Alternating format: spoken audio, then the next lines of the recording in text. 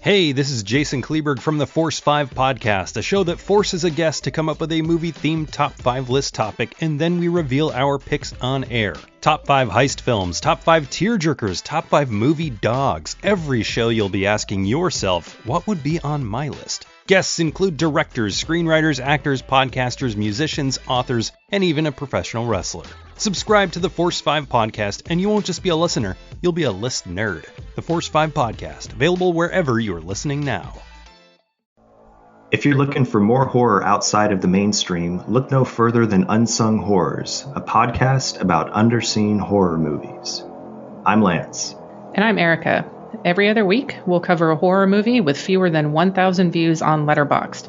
We'll even give you double feature recommendations to pair with the movies we discuss. From gothic to shot on video, from slashers to comedies, from giallo to J-horror, we'll cover all the subgenres. So join us as we unearth these hidden gems of horror.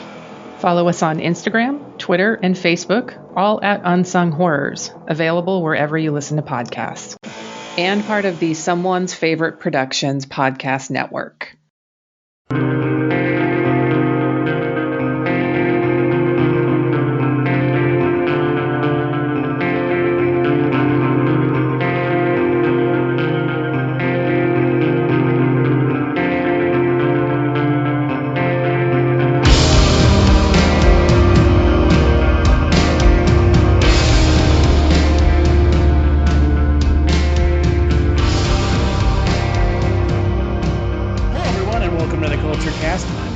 I'm Sean Liang.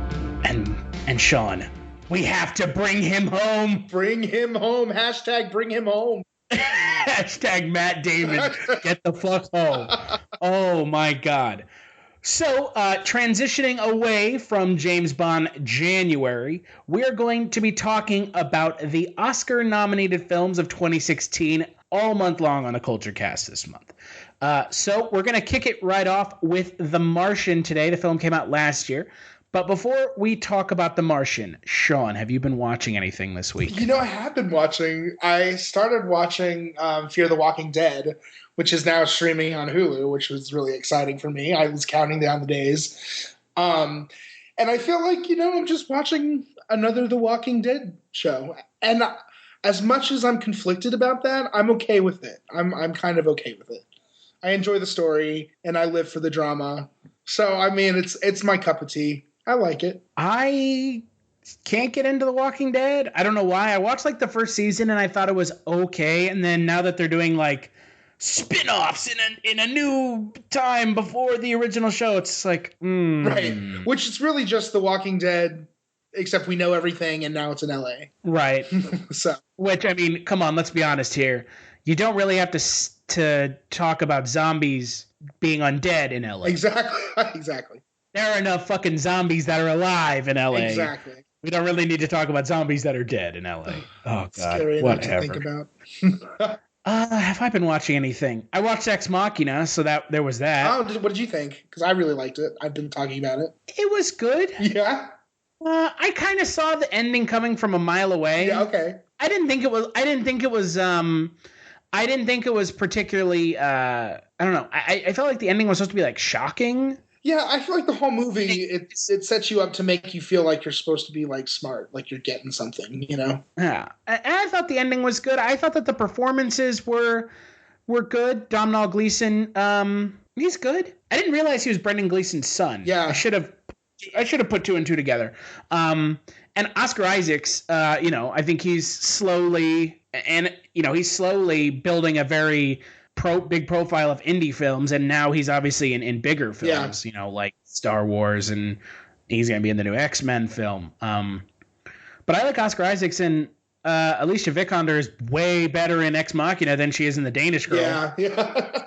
Nominated for The Danish Girl, which I mean, if she wins, I will honestly credit that to her winning for Ex Machina, not The Danish Girl. Yeah, I mean, that's really what she was good in Ex Machina, but in The Danish Girl, I mean, she was not much of anything. Yeah. So, yeah. But as for me watching anything, I think that's it. Oh, and I watched the Stanford Prison Experiment. Oh, did you really? I want to see that. How was it? It is. I don't know how that movie was not nominated for anything. Yeah, that's what I was expecting, because that's like a true story, and that's something that I grew up watching Philip Zimbardo on, like, in my psychology classes. You know what I mean? Right. And I mean, that movie is really good. Yeah. I'm trying to remember the name of one of the actors, but there's an actor in the film who plays like the overly boorish and dickhead guard. Yeah. And I don't know how he got nominated for nothing. Oh, man. It was so good in the movie. Man, talk about snubbed. I definitely got to check that movie out. I'm excited to see that movie. If you have not seen The Stanford Prison Experiment, it is, it came out last year, and if I had seen it before I picked my favorite film for last year, it would definitely be in the running, because it is really good. Man. And it's also surprising to think that this, this happened for real. Yeah. Yeah. So like we learn about it in class. That's the craziest. Right. Yeah. It's like number one thing now for psychology students. Right? Oh, absolutely. Yeah. If you've taken psychology, you've learned about this. You probably watched this guy on a psychology video. Well, unless you watch anything else, Sean, let's talk about The Martian. Let's talk about one of the Oscar-nominated films, as opposed to the ones that were totally forgotten. Sounds good. By the Academy. The Martian came out last year, 2015. It was directed by Ridley Scott. It was based off of the book by Andy Weir. The screenplay was written by Drew Goddard. It stars Matt Damon as Mark Watney, and God, it has like a million people in it. Yeah. And the IMDb synopsis for the film is, during a manned mission to Mars, astronaut Mark Watney is presumed dead after a fierce storm and left behind by his crew.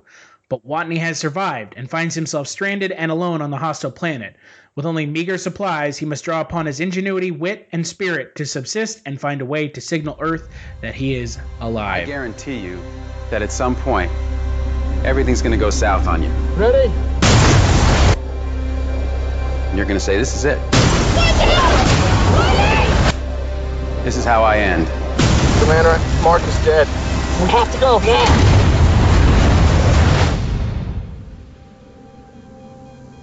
Now you can either accept that, or you can get to work.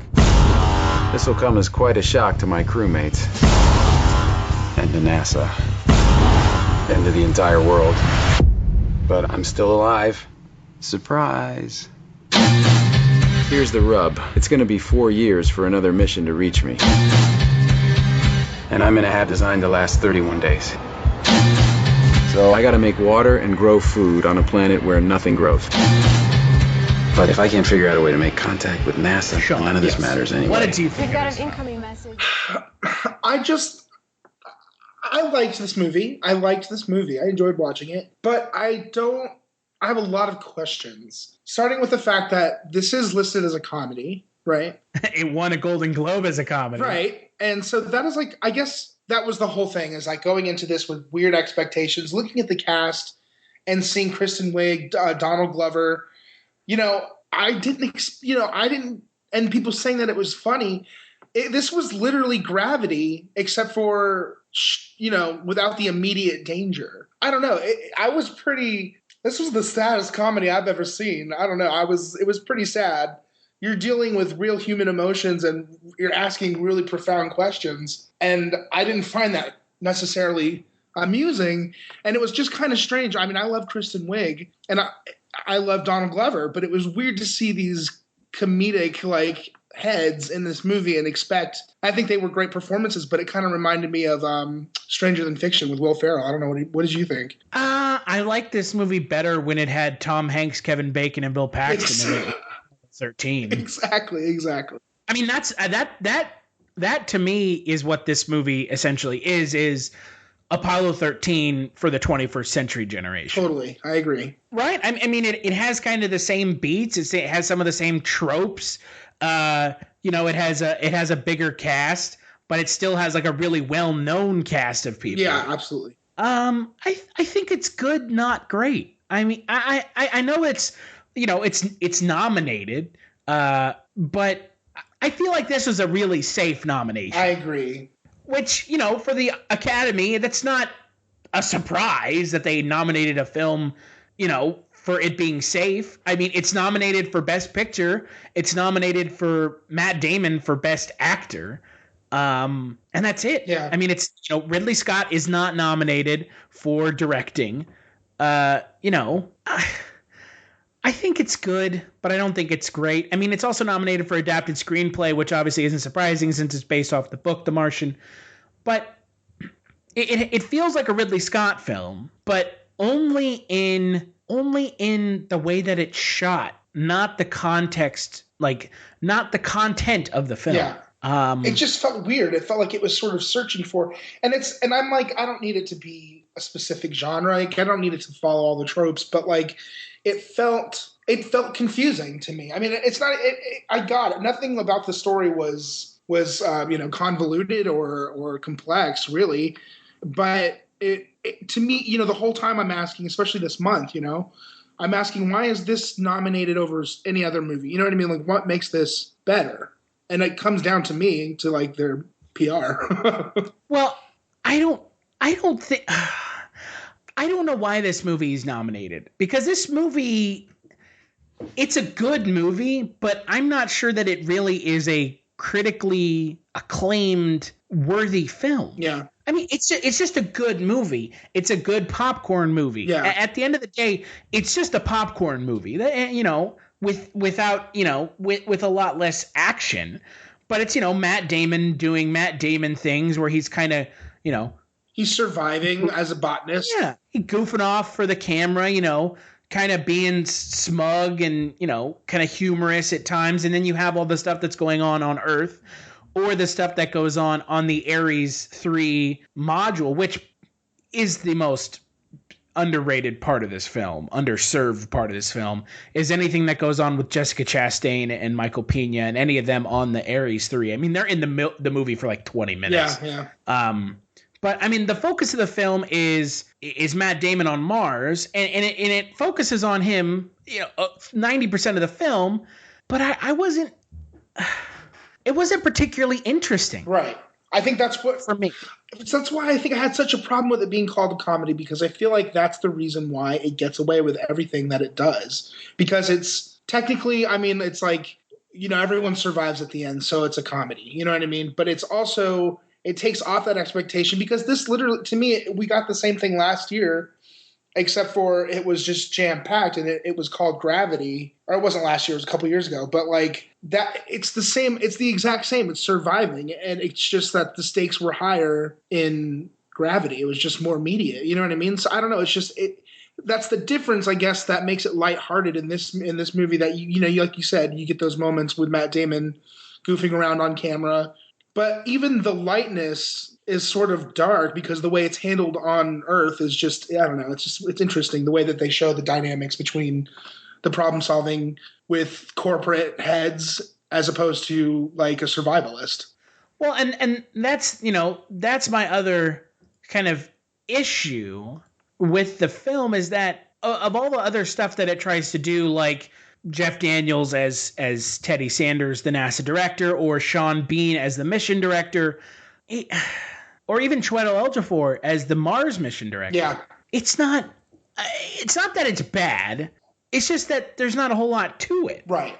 They're just, we got to figure out a way to get him back, and we got to figure out a way to get him back, and PR stuff. And it's like, they're not given enough to do because they're not in the film enough. Exactly. And when they are in the film, they're not given anything to do. Right. So you're not too terribly disappointed that they're not in the film. Mm-hmm. But at the same time, that they're such good actors. If they had been given something to do in the film, maybe their characters maybe you would have wanted to see their characters. Exactly.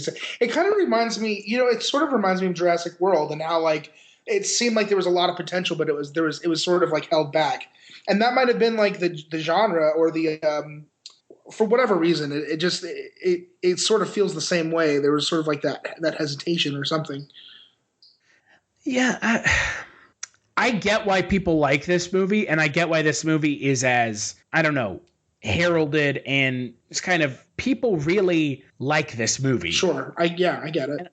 And everyone I've talked to really liked this movie. Yeah. And I kind of get why, because, it's just a big budget popcorn movie. Yeah. It's a feel-good movie, right? I mean, the end of the movie, it's like a feel-good movie. That's true. I guess you could say this is Gravity for the family, right? Yeah, that makes sense. Yeah, it really is a feel-good movie, like you said. Spoilers, not really even spoilers. None of the characters die. Of course, I never felt like there were any stakes in this film. That's exactly my point, and that's why I guess maybe that's my point. And calling it a comedy. Because I even told my friend, I hate space. Here's the thing. I'm afraid of space. I am afraid of heights. So space automatically gives me anxiety. And even if I know someone's going to live, I just hate seeing someone floating in space. It gives me, my feet are cold thinking about it. But it's weird because when I said that, all my friends are like, you already know that he makes it, or, that this person that, you already know. It's just given. So it's like, and we've seen movies like this where you've got one of two outcomes, So I don't know. Well, no, and I completely agree. In a film like even in Apollo 13, there's not a whole lot of stakes. Let's be honest here. Right. Because it's based off of a true event, so you kind of know what's going to happen. Right. Same with like Ladder 49, the way it ends. Yeah, I know what you mean. Yeah, I mean there are no stakes with the film. Right. And when you have a film like this, which is kind of a disaster film, but on a smaller scale, a more human scale, as opposed to like a global scale, if there are no stakes, if you do not think at any point in the film that his character will not be getting back to Earth, then why watch the film? Exactly. And that's that's one of my major problems with this film is I never felt like watching this movie he was never going to get back to the ship. I was like, he's going to get back. It's just a matter of how. Right. And that to me is a failure of this film, that there are no stakes. There is no stakes in this film, and there's no suspense or tension. Yeah, I agree. And are you saying, Chris, that you wish someone had died in this movie? I'm saying that I wish I felt like some of the characters were in actual danger. Yeah. Because I never felt like any of the characters, Matt Damon's character alone, was in any danger. Right. I mean, even from the beginning, this is totally a spoiler. I don't know. Well, this is a spoiler. I'll just say that now. When he does like that operation on himself, like when he's pulling out the metal, that was so minor compared to what we see. Like he gets totally swept away. And that was I thought that was totally underplayed. I don't know. Maybe that was just me, but well, the book was written by Andy Weir, and Andy Weir has a background. His father was an accelerator physicist, and his mother was an electrical engineer, and he wanted to make sure that the film was, the book was as accurate as possible. So that it would, be accepted by the NASA community, and that it would be, so people wouldn't say, oh, look at all this bullshit that you contrived to fit the book. Sure.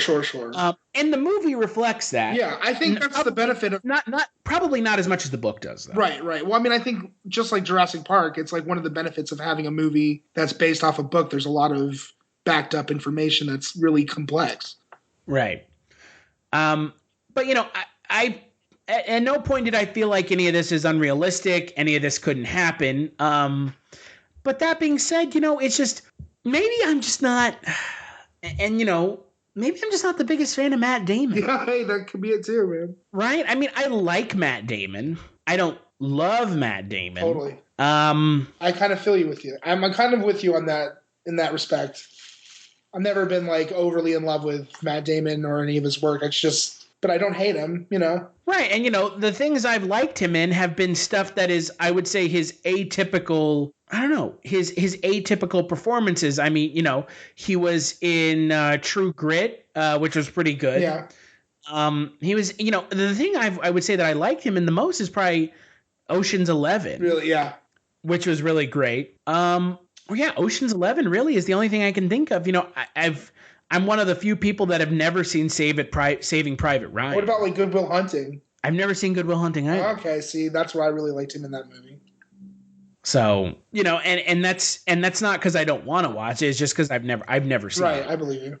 So, but he works in this film as Mark Watney, But I just don't think this movie does enough with the plot and with the tension and the suspense to really make this film much of a, a thrill ride. I don't know what this movie's trying to be. Exactly. And I think that's what really you've said.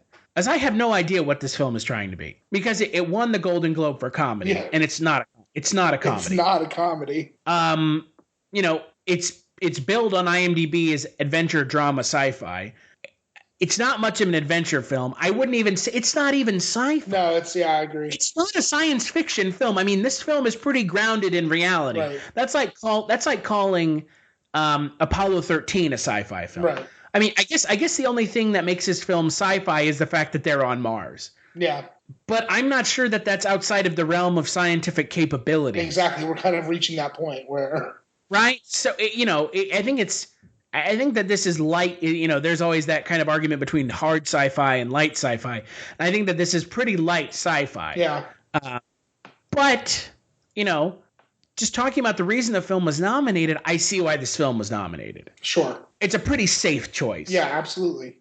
And with all the fire that the Academy is coming under in the past couple weeks with, they don't nominate anyone who's not white, this, that, and something else, this is about as safe can get with your nomination. Yeah, that's true. You're right. Makes sense. It has a really, big name leading man.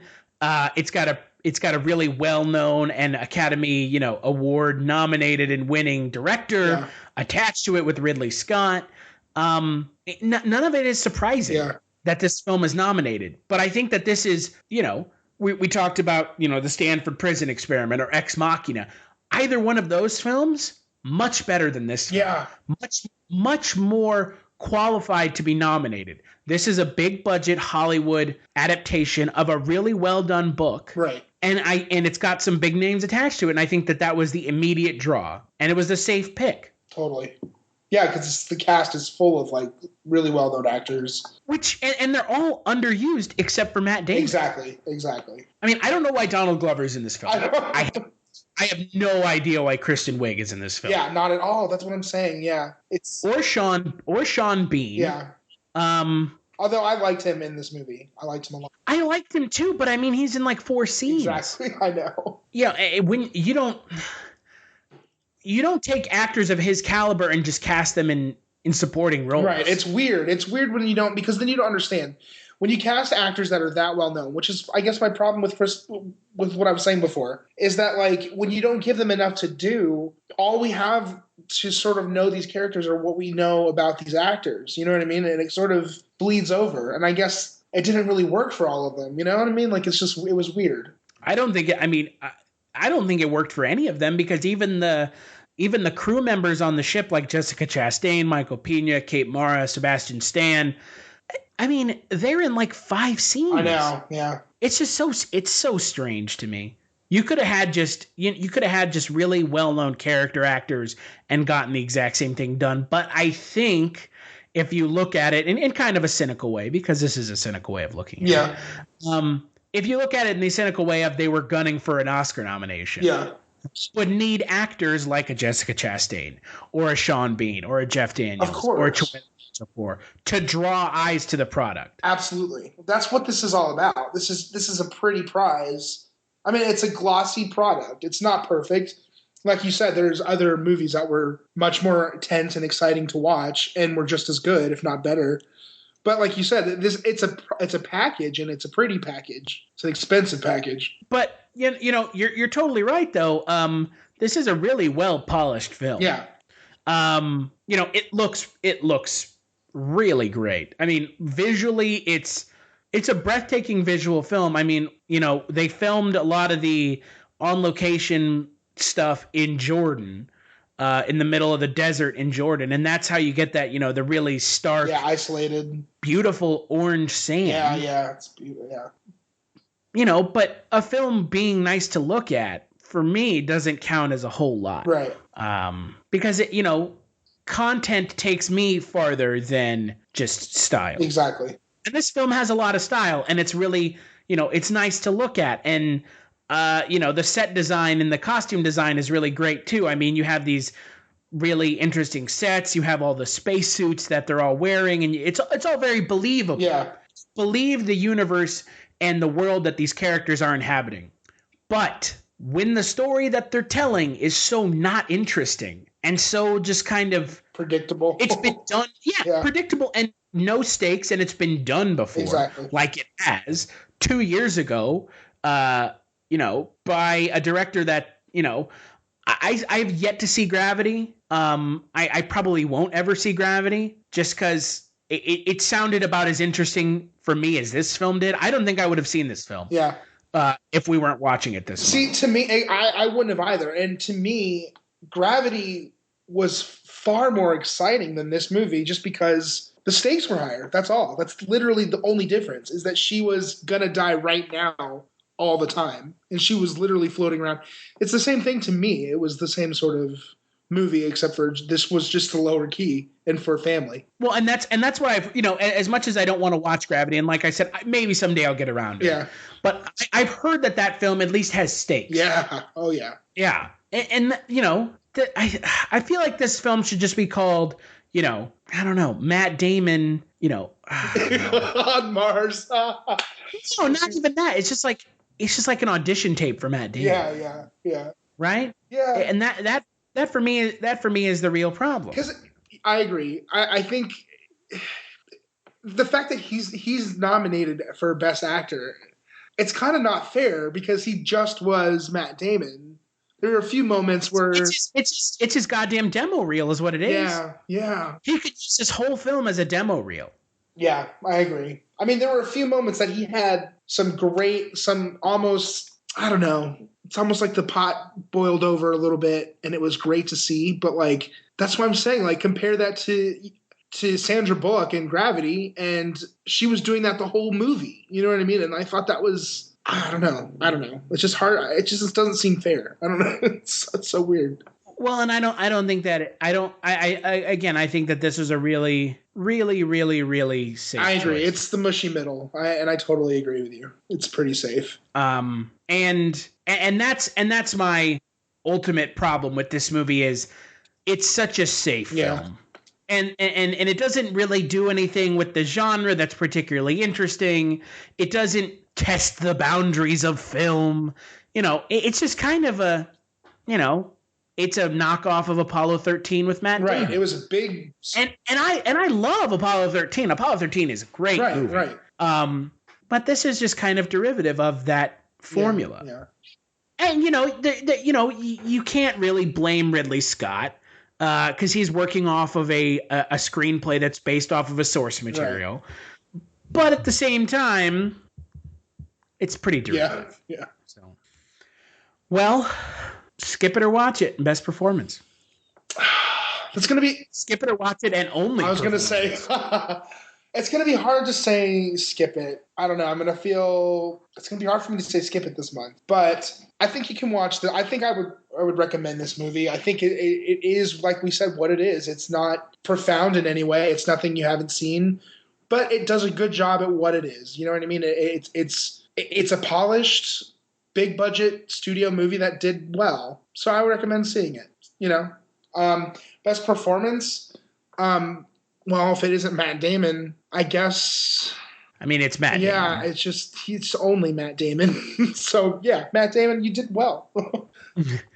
I'm going to say skip it, and just for the sole fact of watch Apollo 13, or even by your account, watch Gravity. Yeah, I would say I agree. I totally agree. Maybe I should be harsher, but yeah, I think you can get more out of watching Gravity than what this movie does. It's more effective. And what bums me out about this movie is that this is a Ridley Scott. Right, and that's the thing. Like, you would expect something like, I don't know. But to be fair, like Ridley Scott, his last 5 films haven't not been great. Yeah. The Martian, Exodus, Gods and Kings, The Counselor, Prometheus, Robin Hood. The last truly great Ridley Scott film for me personally, and this is probably gonna throw some people into an uproar, is Blade Runner. Really? I've never seen Blade Runner. From that's from 1982. Oh my god. You know what his second best film is? Alien from 1979. Dang. Those are my two favorite Ridley Scott films. Well, I mean, Alien's a classic. Right. But what I'm saying is that Ridley Scott, for me personally, he hasn't had, I don't know, I always think of how great he is in my mind, but then I think about his more recent films like Kingdom of Heaven or Robin Hood or Exodus, Gods and Kings, or Hannibal. And I always remember that he has made a lot of duds. That's true. And that's fine. If he's been around since 1977, he's allowed to make a dud every now and then. But, you know, for me, I feel like Ridley Scott has made a lot recently. A lot of bad movies. A lot of mediocre. I mean, The Martian's not a bad movie. It's just mediocre. So for me, it's a skip. And best performance, I mean, again, who are you going to pick besides Matt Damon when no one else is in the movie? No one else is given anything challenging. So since we are talking about Oscar films, Oscar-nominated films this month, I'm going to add kind of a little third category here. The film is nominated for Best Picture, and Damon is nominated for Best Actor. Your opinion, its chances of winning either of those? I don't think so at all. I think it was there, like you said, because it's safe and it's something to fill the roster, but I think it'll be forgotten about pretty quickly. I agree. I think that this year's actor in a leading role is more or less set in stone. I think when we talk about The Revenant next week, we can talk about DiCaprio.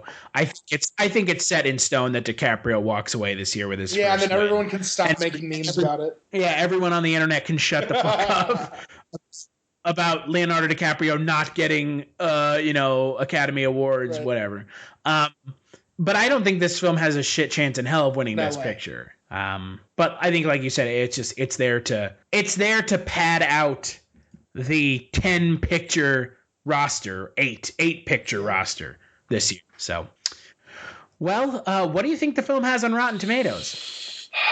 I've only heard good things. It's gonna bump out. Is it really? Oh, is it really high? Oh my gosh. I bet, because I've only heard good things from people about this movie, and I didn't hate it, but I would say 88. 93% certified fresh. Wow. Smart, thrilling, and surprisingly funny, The Martian offers a faithful adaptation of the best-selling book that brings out the best in leading man Matt Damon and director Ridley Scott. You know, it's not that I don't expect that. It's just that it's kind of like disappointing. Stuff like that is the reason this film is nominated for an Oscar. Reactions to the film like that are the reason that this film is nominated. Yeah, it's all brainwashing. I don't know how you could call this movie funny. The humor is minor. Yeah, it's if anything, yeah. Well, before I talk about this Thursday's Kulturecast, Sean, I'm sure you'd like to plug something. I have a few sketches coming out soon, which I'm excited. The reason I hesitate is because I don't know how they're going to come out together. But I have been working, and I'm excited I've got some funny sketches coming out, and there's a series coming out on Vimeo soon, which I guess we'll be allowed to tell you when it's on IMDb. But that's coming out soon. But as always, you can follow me on Twitter, Seanifer, and on Facebook, Sean Liang, where I will be posting updates as soon as I can. He will be allowed to say things as long as he's not being recorded. Exactly. You can follow me on Twitter at Kulturestash. And if you want to read our reviews this month, we're talking about, like I said, Oscar films. We're doing the 2016 Oscar-nominated Best Picture films on the Kulturecast, but over on the site, our film staff writers are covering films each week is a different year. This week we're starting with 1970, and we're focusing only on the decade that was the 70s. So this week they're going to be talking about films from the 70s. The Best Picture nominated films like Patton or Airport or Love Story. So you can check out our written reviews over at cultureshock.com. This Thursday we're going to be talking about one of the most critically acclaimed films of last year, and a film that, like The Martian, I never heard anyone say a bad thing about it. Mad Max: Fury Road. And I know you haven't seen it yet, Sean, so I will be interested to hear your thoughts on it. And we are going to be joined by a good friend of mine, Candace Perez, and she's going to sit down and talk about Mad Max Fury Road with us. So make sure to check that one out.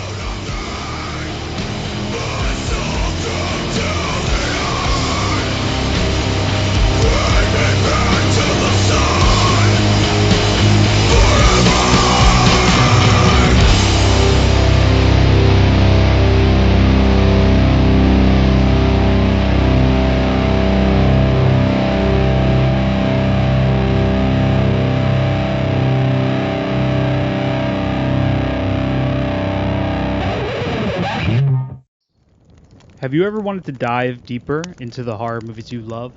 Beyond the Blood is a horror podcast for fans who want more than just surface level screams. We do deep dives into the movies that shaped us, digging into director commentaries, behind the scenes stories, deleted scenes, and the special features that most people skip. Each episode is a love letter to the genre. We break down how these films were made, the creative risks that paid off or didn't, and the lasting impact they've had on the genre as a whole. From 70s slashers to modern nightmares, we celebrate the craft, chaos, and characters that keep us coming back. If you're the kind of fan who rewatches movies with the commentary on, or you simply grew up in the video store horror aisle, the Beyond the Blood podcast was made for you. New episodes every single week.